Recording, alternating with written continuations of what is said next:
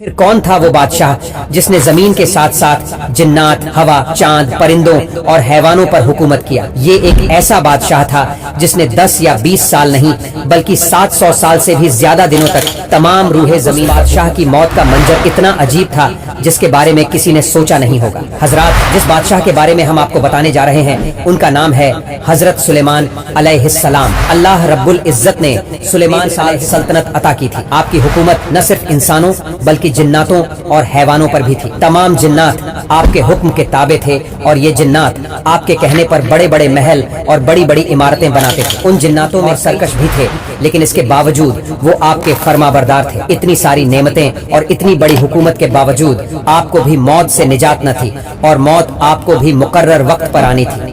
ملک شام میں جس جگہ حضرت موسیٰ علیہ السلام نے، ٹھیک اسی جگہ حضرت سلیمان کے والد حضرت داؤد علیہ السلام نے عبادت کے لیے عظیم بیت المقدس کی بنیاد رکھی، مگر بیت المقدس پوری بننے سے پہلے ہی حضرت داؤد علیہ السلام کی وفات ہو گئی اور آپ نے اپنے بیٹے حضرت سلیمان علیہ السلام کو اس مقدس عمارت کو مکمل کرنے کی وصیت فرمائی۔ لہٰذا سبھی جنات آپ نے ان سبھی کو اس مسجد کی تعمیر کرنے کے لیے لگا دیا۔ اس مسجد کی تعمیر کے لیے یہ جنات دور دراز کے علاقوں سے بڑی بڑی چٹانیں اٹھا کر لاتے تھے اور مسجد کے ستون کی بنیاد چٹانوں کو آج بھی مسجد اقصی کے اندرونی حصوں میں دیکھا جا سکتا ہے۔ حضرت سلیمان کے خوف سے یہ جنات کام کیا کرتے تھے، لہٰذا کچھ سمے بعد حضرت سلیمان علیہ السلام کی وفات کا وقت بھی نزدیک آ گیا، لیکن بیت المقدس ابھی بھی تیار۔ احساس ہوا کہ آپ کی وفات کا وقت نزدیک آ چکا ہے تو آپ نے بارگاہ الہی میں یہ دعا کی کہ اللہ میری موت ان جناتوں پر ظاہر نہ ہو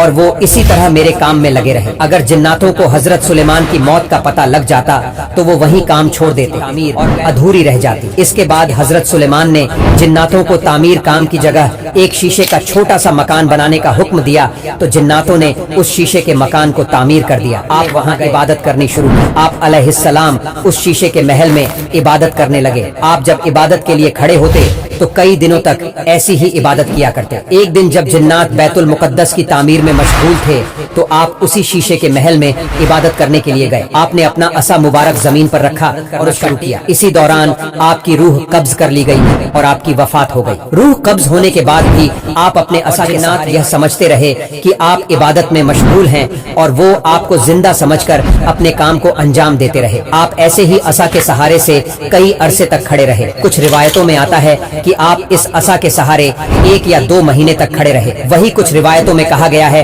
کہ آپ 1 سال تک اپنے عصا کے سہارے کھڑے رہے تھے۔ جنات عبادت کرنے میں لگے ہیں اور اسی طرح وہ اپنے کام کو انجام دیتے رہے۔ جناتوں کو یہ بات پتا تھی کہ آپ عبادت کے لیے کئی دنوں یا کئی مہینوں تک کھڑا رہا کرتے تھے، اس لیے وہ یہی سمجھتے رہے کہ آپ عبادت میں اس چیز کو حرام کر دیا ہے کہ زمین کی مٹی کسی انبیاء کے جسم کو کھائے، یعنی کسی بھی نبی کے جسم مبارک کو زمین کی مٹی نہیں کھا سکتی اور نہ ہی نبیوں کا جسم خراب ہو سکتا ہے۔ اسی وجہ سے وفات کے اتنے دنوں تک بھی حضرت سلیمان علیہ السلام کا جسم مبارک صحیح سلامت رہا۔ پھر آپ کے عصا مبارک کو دیمک نے کھانا شروع کر دیا جس کارن آپ کی عصا مبارک ٹوٹ گئی اور آپ کا جسم مبارک زمین پر آ گیا۔ تب جا کر جناتوں اور انسانوں کو اس بات کا احساس ہوا کہ آپ تک جناتوں نے بیت المقدس کو پوری طرح تعمیر کر لیا تھا، اور اس طرح سلیمان علیہ السلام کا یہ موت کا عجیب منظر دیکھ کر آج تک لوگ حیران ہیں۔